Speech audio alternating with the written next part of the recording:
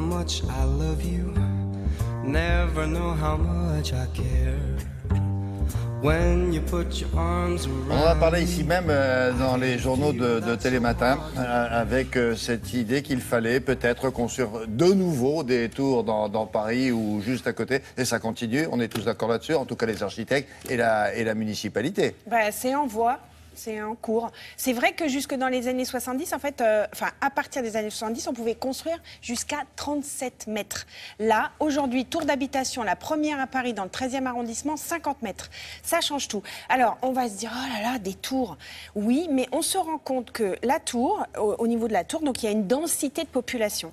Et que ça peut avoir une valeur éco-conçue. Pourquoi? Parce que, en fait, toute l'énergie est concentrée. Si on fait bien un travail d'urbanisme, on va mettre des transports à côté, on va mettre des commerces à côté, ce qui fait qu'on va moins prendre la voiture, pour peu qu'on mette des pistes cyclables. Je vous le disais, la SNCF, tous les réseaux de transport pas loin, eh bien, on dépense moins d'énergie. Donc, c'est pour ça que aussi la municipalité parisienne a décidé de revoir la hauteur des tours, notamment d'habitation. Et c'est dans ce quartier, est-ce que c'est un quartier nouveau? Est-ce que ça fait 20 ans que ce quartier bouge, le quartier du 13e. Il va y avoir d'ailleurs une grande tour construite par Édouard François. Et là, il y a deux cabinets d'architectes, un parisien qui s'appelle Amonique et Masson et l'autre niçois, Comte et Vollenweider. Et tous les deux ensemble, ils ont gagné ce projet. Et vous allez voir, c'est un projet mixte, à la fois social, à la fois d'accessibilité. Mais c'était tour d'habitation, on est bien d'accord? Tour d'habitation. Regardez.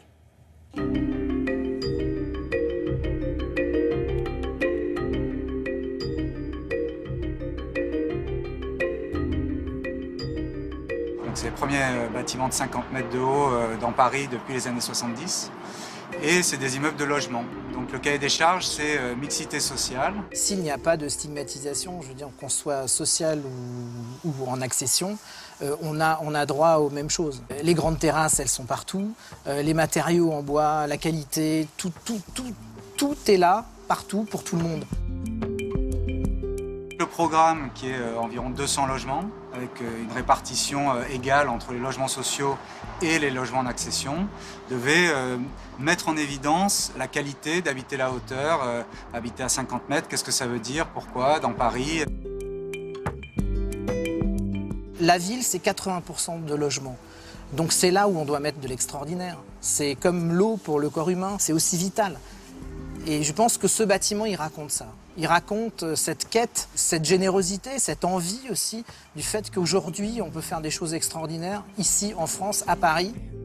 Dans l'énoncé du concours, ce projet devait incarner une nouvelle manière d'aborder et peut-être de voir aussi la ville.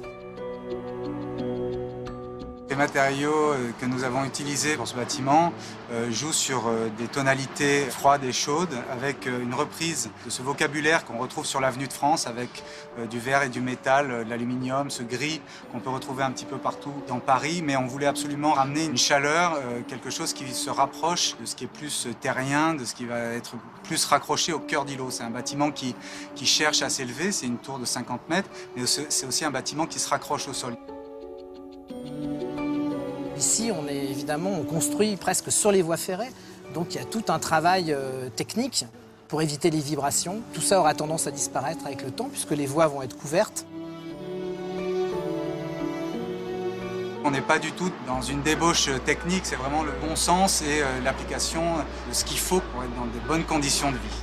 On peut faire du logement collectif de qualité si on n'oublie pas justement quels sont les écueils qu'il faut éviter, à la fois dans l'usage et aussi dans l'esthétisme et donc dans l'architecture. Mais là, ils ont vu sur les voies, non? Oui, alors, on les voit là-bas. Les voies vont être recouvertes dans 5 ans.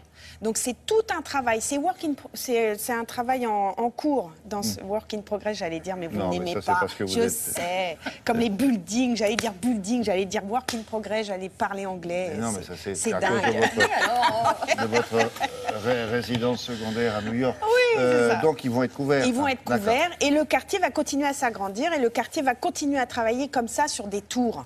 Donc c'est intéressant. Au revoir, mesdemoiselles et filles, à plus tard. La météo maintenant avec Anaïs Baïdemir, la canicule, où on en est?